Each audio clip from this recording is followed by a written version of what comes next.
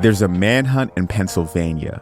A former Proud Boys leader was sentenced, and the impeachment trial of the Texas Attorney General is underway. And in Texas, we require more from our public officials than to merely avoid being a criminal. That's some of what we'll get to on The 7 from The Washington Post. I'm Jeff Pierre. It's Wednesday, September 6th. Let's get you caught up with today's 7 stories. Number 1. A former Proud Boys leader got the longest January 6th sentence yet. Enrique Tarrio was described by a judge as the ultimate leader who organized members of his far-right group to spark the breach of the Capitol in 2021. He was convicted of seditious conspiracy and obstructing congressional proceedings meant to confirm the 2020 presidential election. Yesterday, Tarrio was sentenced to 22 years in prison. He was the last of the 5 Proud Boys to be sentenced after all were convicted in May following a 15-week trial. Attorney General Paxton, please rise. Number 2.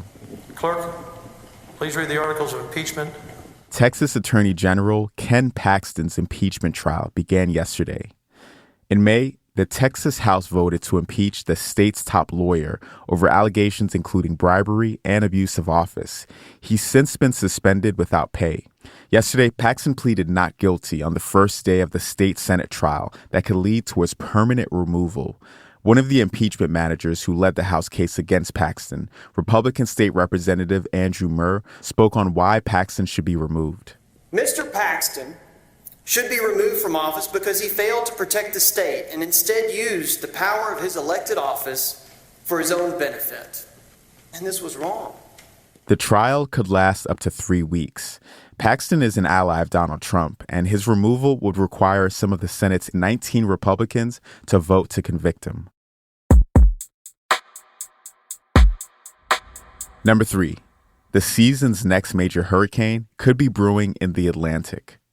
Tropical Storm Lee is currently midway between Africa and South America, but it's moving west and it's expected to become an extremely dangerous Category 4 hurricane by Saturday. We still don't know exactly where Lee is headed. Forecasters think it'll come dangerously close to the Leeward Islands in the Caribbean before turning north out to sea. But the storm's track could still shift farther west toward the U.S. Residents along the East Coast should follow the system closely in the coming days. Number 4. There's an ongoing manhunt for an escaped murderer in Pennsylvania. Danelo Cavalcante escaped custody last week. The 34-year-old was recently sentenced to life in prison for killing his 33-year-old ex-girlfriend, Deborah Brandow. Lieutenant Colonel George Bivens, Deputy Commissioner of the Pennsylvania State Police, provided updates yesterday and told residents and businesses to report anything suspicious. It is important we keep pressure on him as we continue this hunt. We are also asking residents and businesses anywhere in or near this area to check their home and business security cameras and call us with anything suspicious that they might observe. A tip line has been established and we can be reached at 717-562-2987. 2 school districts outside Philadelphia shut down yesterday as the manhunt continued. A trail camera at Longwood Gardens in the borough of Kennett Square captured images of Cavalcante on Monday night.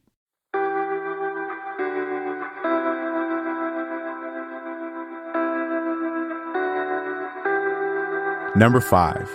A drug that reverses opioid overdoses is now available over the counter. It's called Narcan. It's a nasal spray version of naloxone, the opioid antidote credited with saving countless lives during the nation's overdose crisis. Retailers like CVS, Rite Aid, Walgreens, and Walmart say the kits will be available on shelves in the coming days. They've suggested a retail price of $44.99. Its availability over the counter is a milestone in the fight against overdoses.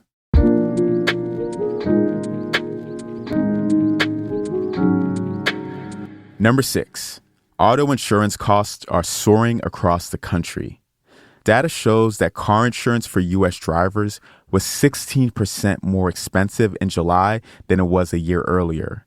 Some states experienced hikes of over 50%. You can find a map showing the increase in your state on our homepage.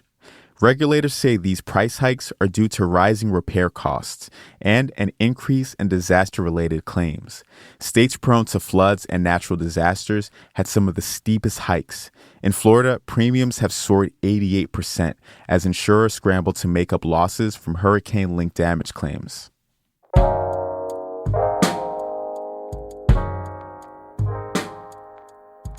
And at number 7, workers allegedly carved a hole in China's Great Wall. Police said 2 people used an excavator to widen an existing gap in the ancient structure, which is a World Heritage Site. They apparently wanted to create a shortcut for their construction equipment. The damage was discovered last month. The wall was built and fortified over more than 1,800 years, starting around 220 BC. The 2 have been arrested and the investigation is continuing, but police said the damage to the wall is irreversible. You're all caught up for today. Don't forget to subscribe to The 7 wherever you listen to podcasts. I'm Jeff Pierre, and I will meet you back here tomorrow.